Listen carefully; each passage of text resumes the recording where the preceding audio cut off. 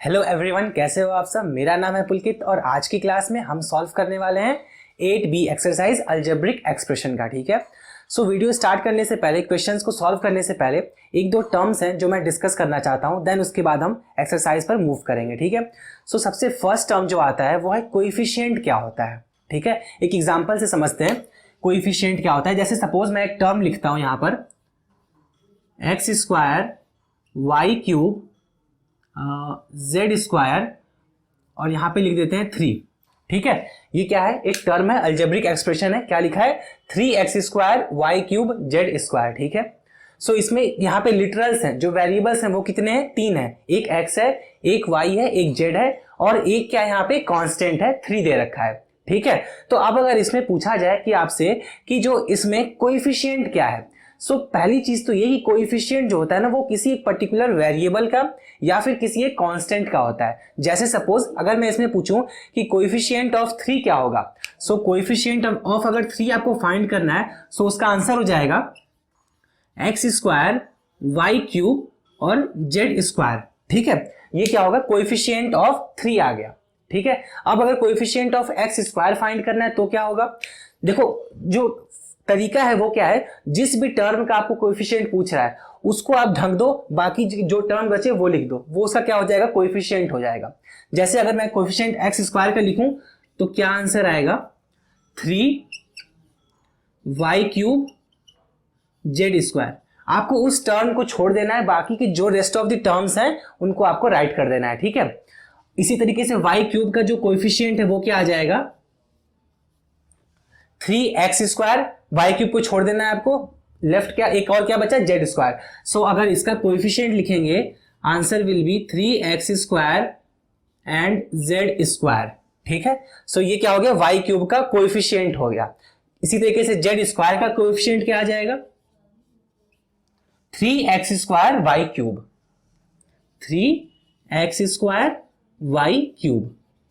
तो कोएफिशिएंट क्या होता है कि जो भी टर्म्स आपके पास दे रखे हैं, ठीक है, जिस भी पर्टिकुलर वेरिएबल या फिर कांस्टेंट का आपसे कोएफिशिएंट पूछा है उसको आपको छोड़ देना है। ठीक है, बाकी जो टर्म बचे वो आपको राइट कर देना है। ठीक है, उस पर्टिकुलर एक्सप्रेशन में। जैसे सपोज अगर यहां पे एक एग्जांपल और लेते हैं, आपके सभी डाउट क्लियर हो जाएंगे। जैसे सपोज करो यहां पे आपको तो एक टर्म दे रखा था, अगर इन केस अगर आपको दो टर्म्स दे रखे हैं, जैसे X square plus Y square plus 3xy। ठीक है, यहां पे कितने टर्म्स हो गए, 3 टर्म्स हो गए।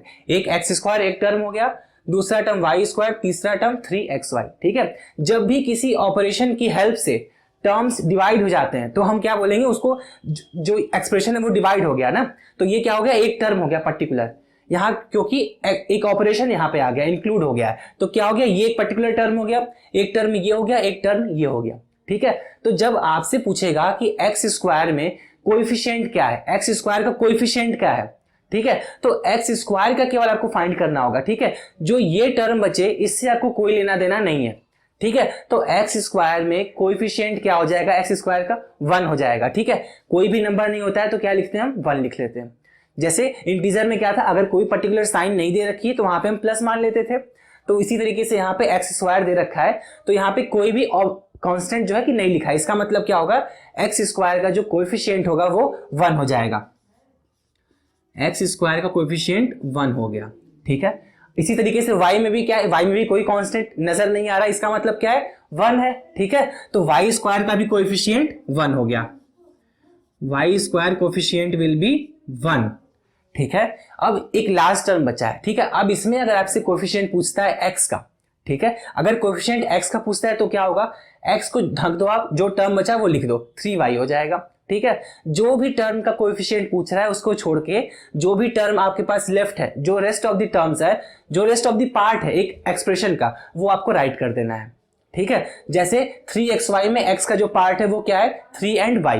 ठीक है, तो अगर मैं x का कोएफिशिएंट बताऊं तो क्या हो जाएगा, 3y। ठीक है, वहां पे आपको एक्स स्क्वायर वाई स्क्वायर को नहीं इंक्लूड करना रहेगा। ठीक है, एक पर्टिकुलर टर्म की बात हो रही है यहाँ पे। ठीक है, कितना भी बड़ा एक्सप्रेशन हो, जिस भी पर्टिकुलर वेरिएबल का आपसे पूछा है, आप उसी पर्टिकुलर टर्म में कोएफिशिएंट बताओगे। ठीक है, तो इसका मतलब क्या हुआ, अगर वाई स्क्वायर का पूछेगा तो हम इन दोनों टर्म को लेफ्ट कर देंगे, ठीक है, रिमूव कर देंगे, केवल वाई स्क्वायर में ही कोफिशिएंट फाइंड करेंगे, तो यहाँ पे क्या हो जाएगा 1 आ जाएगा, ठीक है। सो इस तरीके से हम कोफिशिएंट फाइंड करते हैं। अब जो एल्जेब्रिक एक्सप्रेशन होता है उसके कई पार्ट्स होते हैं, जैसे उसके कई मतलब आप कह सकते हो अगर एक टर्म लिखा है उसको क्या बोलेंगे आप, मोनोमियल बोलते हैं, ठीक है। 2 टर्म्स हो गया तो उसको क्या बोलेंगे, बाइनोमियल। 3 टर्म ट्राइनोमियल, ठीक है। तो सो जैसे जैसे टर्म्स इंक्रीज होते जाते हैं वैसे वैसे एक एक्सप्रेशन का, एल्जेब्रिक एक्सप्रेशन का नेम चेंज हो जाता है, ठीक है। सो जनरली हम क्या बोल देते हैं, जैसे 2 या फिर उससे ज्यादा अगर टर्म्स है किसी भी एक्सप्रेशन में तो उसको हम बोलते हैं पॉलिनोमियल। जैसे ये क्या लिखा हुआ है, एक पॉलिनोमियल है, ठीक है। यहाँ पे 3 टर्म हो गए, ठीक है, जो 2 से ज्यादा है, तो इसे हम क्या बोलेंगे, एक पॉलिनोमियल सिंपली बोल देंगे। बट अगर आपसे स्पेसिफिकली पूछा है कि ये कौन सा किस टाइप का पॉलिनोमियल, तो आपको बताना पड़ेगा कि ये ट्राइनोमियल है, ठीक है। अगर सिंपल पूछ रहा है अलजेब्रिक एक्सप्रेशन के बारे में तो आप कह दोगे ये सिंपली एक पॉलिनोमियल है, ठीक है। सो पॉलिनोमियल के कुछ पार्ट्स होते थे। सो हमने 2 चीजें देखी, एक क्या कोफिशिएंट क्या होता है, दूसरा अलजेब्रिक एक्सप्रेशन के क्या टाइप्स होते हैं। अगर किसी भी पर्टिकुलर एक्सप्रेशन में केवल एक टर्म है, ये एक्स स्क्वायर, इसको हम क्या बोलेंगे, मोनोमियल। एम डिनोट कर रहा है मोनोमियल को। अगर सपोज 2 टर्म है X square plus Y square तो ये क्या हो जाएगा आपका बाइनोमियल, ठीक है। B is representing for binomial. फिर 3 टर्म आ गया suppose X square plus Y square plus Z square, तो ये क्या हो जाएगा आपका ट्राइनोमियल, टी से रिप्रेजेंट कर देते हैं, ठीक है। तो इस तरीके से जो जो टर्म आपके बढ़ते जाएंगे वो आपके उस तरीके से नाम होते जाते हैं। अब अगर यहाँ पे एक और लिख रहे हैं, यहाँ पे 4 टर्म आ गए आपके, X square plus Y square plus Z square plus B square, इसको क्या बोलेंगे, क्वाड्रिनोमियल, ठीक है, क्यू से रिप्रेजेंट कर देते हैं इसको। तो ये क्या हो गए, पॉलिनोमियल्स के टाइप्स हो गए। तो जनरली अगर कोई भी आपसे अलजेब्रिक एक्सप्रेशन देके पूछा है ये क्या लिखा है तो आपको बताना होगा ये एक पॉलिनोमियल लिखा हुआ है, ठीक है। जिस भी एक्सप्रेशन में 2 या 2 से ज्यादा टर्म होंगे उन्हें हम क्या बोलेंगे, पॉलिनोमियल सिंपली, ठीक है। अगर वो स्पेसिफिकली बात करेगा तो हम आपको ऐसे बताना पड़ेगा कि वो मोनोमियल है। अगर एक टर्म लिखा है, 2 टर्म्स अगर है उसमें तो वो बाइनोमियल होगा, 3 terms will be trinomial and 4 will be quadrinomial, ठीक है। तो इतना ही जो कुछ कंसेप्ट है वो डिस्कस कर लिए। अब जो हमारी नेक्स्ट एक्सरसाइज है वो हम सॉल्व करेंगे 8b, ठीक है। स्टार्ट करते हैं। देखो क्वेश्चन नंबर 1 क्या कह रहा है, if a equal to 2 and b equal to 3 find the value of, ठीक है।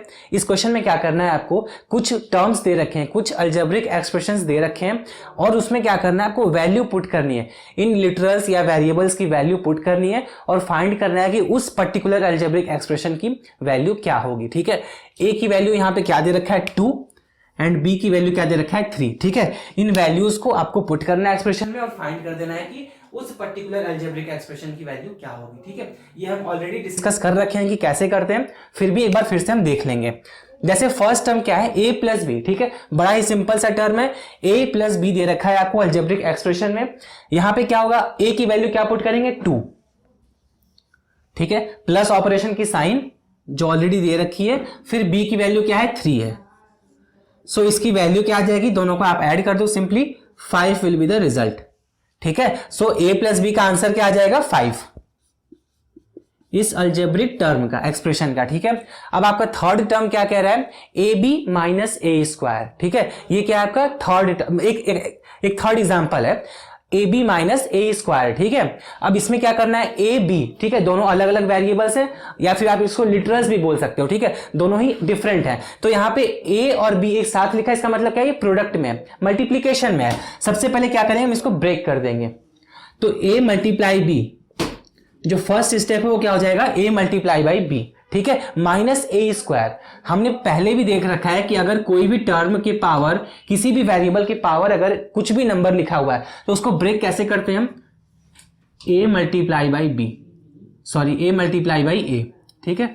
जितना भी पावर है उतनी टर्म्स आपको उसको एक्सपेंड कर देना है उतनी बार। तो ए यहां पे क्या है 2 बार है, तो ए मल्टीप्लाई बाई ए, 3 बार होता है तो क्या होता है, A multiply by A multiply by A, ठीक है। तो यहां पे क्या है, ए स्क्वायर है, तो यहां पे क्या होगा, माइनस ए मल्टीप्लाई बाई ए। ये क्या हो गया, आपका दूसरा स्टेप हो गया। थर्ड स्टेप में हम वैल्यू पुट कर देंगे। यहां पे ए की वैल्यू क्या दे रखी है, 2 दे रखी है और बी की वैल्यू 3 दे रखा है। यहां पे पुट करो, ए यहां पे हो गया 2 multiply by 3 minus 2 multiply by 2, ठीक है, दोनों ए था इसलिए ए की वैल्यू क्या हो गई 2। तो 2 3 जा क्या होता है 6 -4, रिजल्ट इज 2। तो इस पर्टिकुलर अलजेब्रिक एक्सप्रेशन का आंसर क्या आ जाएगा 2 आ जाएगा। ठीक है, एक टर्म और देखते हैं, ये क्या कह रहा है 2a - 3b। ठीक है, फोर्थ क्वेश्चन क्या है आपका 2a - 3b। तो यहां पे भी हम क्या करेंगे, ब्रेक कर देते हैं, एक्सपेंड कर देते हैं, कैलकुलेशन सिंपल हो जाएगा। 2 × a, 2a को क्या लिखते हैं 2 × a - 3 × b। ठीक है, ये क्या हो गया आपका दूसरा स्टेप। थर्ड स्टेप में हम वैल्यू पुट कर देंगे, a की वैल्यू 2 × 2 - 3 × 3। तो ये आंसर क्या आएगा 2 2 = 4 -9 करना है। ठीक है, तो आपको क्या करना है, यहाँ पे इंटीजर पता होना चाहिए, इंटीजर का कंसेप्ट आपको क्लियर होना जरूरी है इसके लिए। तो अगर आप छोटे नंबर में से बड़े नंबर को माइनस कर रहे हैं, आंसर क्या होगा यहाँ पे -5।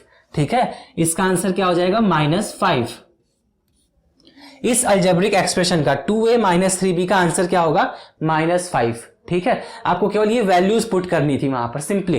एक टर्म और देखते हैं कुछ, एक सबसे इंपॉर्टेंट है ये a³ - b³ है। ठीक है, इसको कैसे ब्रेक करेंगे और कैसे वैल्यूज की पुट करके हम फाइंड करेंगे। ठीक है, और जो इसके रेस्ट ऑफ द क्वेश्चंस है आप खुद से ट्राई करो, कोई भी डाउट आता है तो कमेंट के थ्रू या फिर आप व्हाट्सएप ग्रुप ज्वाइन करके वहां से अपने डाउट्स को क्लियर कर सकते हो। ठीक है, लिंक डिस्क्रिप्शन में मिल जाएगा आपको। अब a³ - b³ को पहले हम ब्रेक करेंगे, एक्सपेंड करने का मतलब ही ब्रेक हो गया, a³ a × a 3 बार हो गया। ठीक है, a की पावर क्या था 3 था, तो 3 बार हम इसको ब्रेक कर दिए। माइनस b को भी 3 बार लिख लेंगे क्योंकि b के पावर 3 दे रखा है। ठीक है, तो ये क्या हो गया ब्रेक कर दिए। अब वैल्यू आप पुट कर दो, a की वैल्यू 2 पुट कर दो और b की वैल्यू 3 पुट कर दो। आंसर क्या हो जाएगा 2 × 2 × 2 -3 × 3 3। तो इसको ऐड मल्टीप्लाई करेंगे तो क्या आंसर आएगा 8 - 27। ठीक है, छोटे में से बड़ा माइनस हो रहा है, आंसर क्या आ जाएगा -19। आंसर क्या हो जाएगा -19 ये। ठीक है, पहले आप 7 को माइनस कर दोगे, फिर 20 में से 1 जाएगा तो 19, तो इसका आंसर क्या हो गया -19। तो इसके कुछ पार्ट से मैंने सॉल्व किए हैं 4, जो रेस्ट ऑफ दी है वो आप खुद से ट्राई कर लेना। अब सॉल्व करेंगे क्वेश्चन नंबर 2।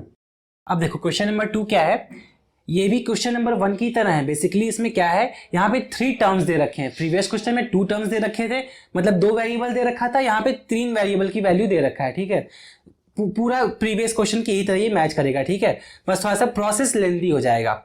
अब यहाँ पे x की वैल्यू 1 दे रखा है, y की वैल्यू 2 है, z की वैल्यू 5 दे रखी है। ठीक है, क्वेश्चन कह रहा है फाइंड द वैल्यू ऑफ। ठीक है, हम 2 एक्सप्रेशन लिए हैं, एक सिंपल वाला, एक सबसे टिपिकल वाला। ठीक है, जो रेस्ट ऑफ द क्वेश्चन है वो आप खुद से ट्राई करना, डाउट आएगा तो फिर आप पूछ सकते हो। ठीक है, पहला क्वेश्चन देखते हैं, 3x - 2y + 4z। ठीक है, सबसे पहला स्टेप ब्रेक कर दो इसको, वेरिएबल और कांस्टेंट साथ में लिखे रहते हैं, इसका मतलब वो प्रोडक्ट में है, 2 × y + 4 × z। ठीक है, कुछ भी हो, वेरिएबल हो, केवल वेरिएबल हो, अगर वो साथ में लिखे हैं डिफरेंट है, जैसे सपोज x y z लिखा है, x y z तीनों ही डिफरेंट वेरिएबल्स है। ठीक है, तो इसका मतलब क्या होगा, ये मल्टीप्लीकेशन में लिखे गए हैं, x × y × z। ठीक है, ये बात आपको ध्यान रखना रहेगा। ठीक है, तो ये हो गया सेकेंड स्टेप। थर्ड स्टेप में क्या होगा, वैल्यू पुट कर दो सिंपली। x की वैल्यू क्या दे रखा है 1, 3 × 1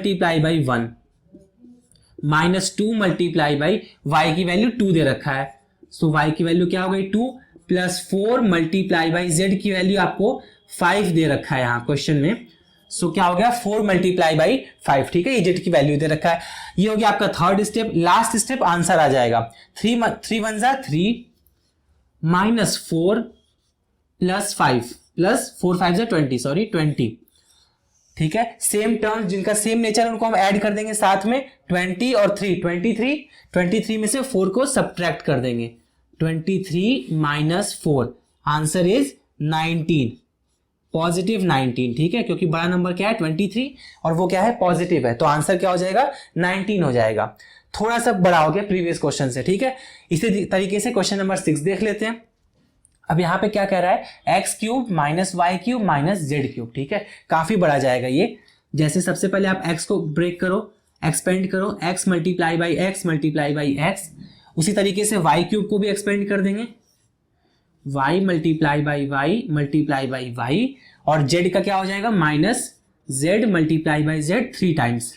ठीक है, क्योंकि क्या है तीनों का क्यूब दे रखा है, पावर 3 है, तो 3 बार x 3 बार y 3 बार z हो गया। अब यहां पे वैल्यू पुट करो, x की वैल्यू क्या है 1 दे रखा है, तो 1 मल्टीप्लाई होगा 1 से, देन मल्टीप्लाई होगा 1 से।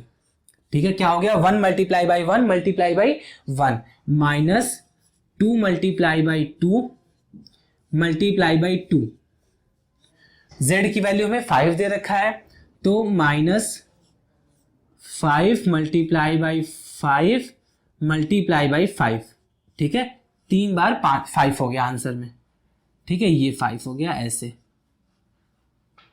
ठीक है, अब क्या करेंगे, इन सबको मल्टीप्लाई करिए, 1 आ जाएगा इसमें क्या आ जाएगा माइनस 8, 2 2 जा 4 2 जा 8 और माइनस 5 5 जा 25, और फिर जब इसका आप मल्टीप्लाई करोगे 3 टाइम्स 5 को, आंसर क्या आएगा 125।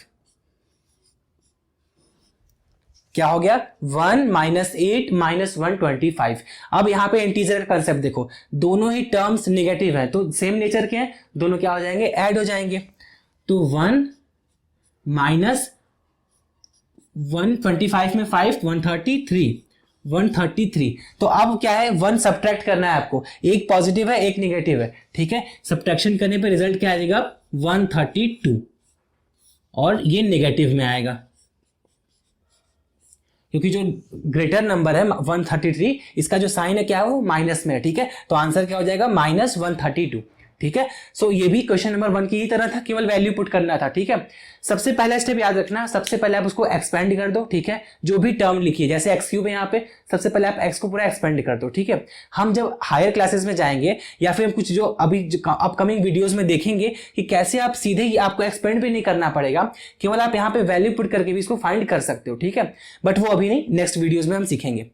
सबसे पहले आप उसको एक्सपेंड करेंगे, फिर देन आपको वैल्यू पुट करना है, फिर मल्टीप्लाई करके रिजल्ट को कैलकुलेट कर लेना। ठीक है, इंटीजर का कंसेप्ट आपका इसको क्लियर होना जरूरी है। ठीक है, सो अगर आपने अभी इंटीजर के वीडियोस नहीं देखे हैं तो आप आई बटन पे क्लिक करके इंटीजर्स के भी वीडियोस देख सकते हो। ठीक है, हमने पूरी एक्सरसाइज एनसीईआरटी की और जो भी कंसेप्ट है वो ऑलरेडी कवर कर रखे हैं इंटीजर्स के भी। ठीक है, तो आपका ये क्वेश्चन नंबर 2 कंप्लीट हो गया। अब देखेंगे क्वेश्चन नंबर 3।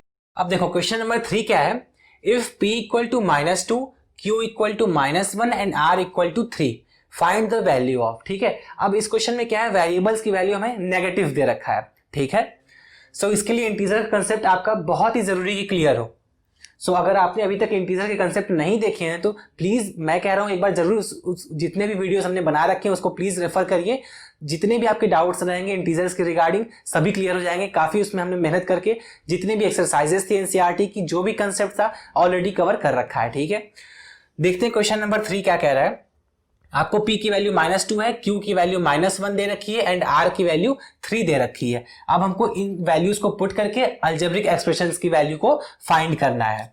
ठीक है, पहला क्वेश्चन क्या है, p square plus Q square minus R square. ठीक है, सबसे पहला स्टेप क्या होता है हमारा, एक्सपेंड करना है। ठीक है, किसी भी अलजेब्रिक एक्सप्रेशन को, तो p multiply by p plus q multiply by q and then minus r multiply by r।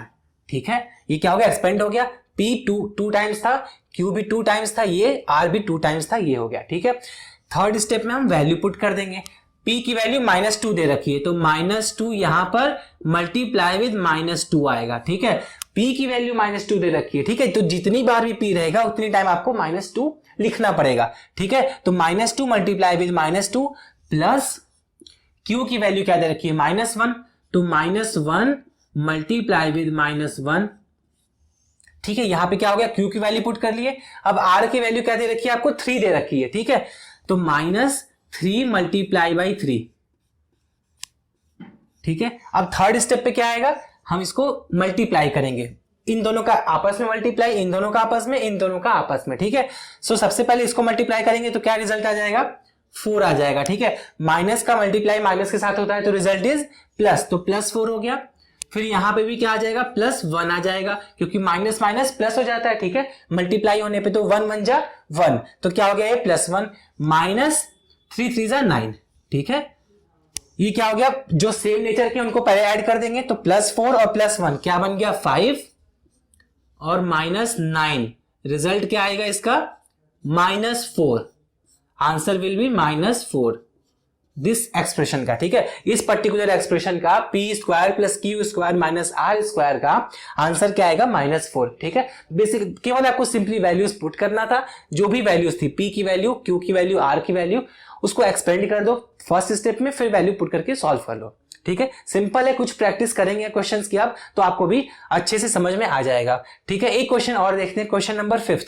ठीक है, थोड़ा सा ये टिपिकल है बट हम अच्छे से समझेंगे, क्लियर करेंगे।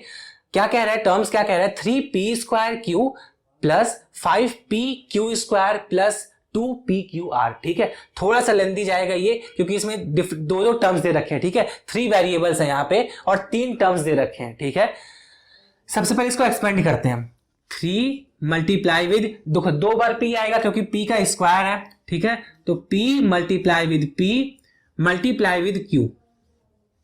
ठीक है, p² q को क्या लिखेंगे, p multiply with p multiply with q।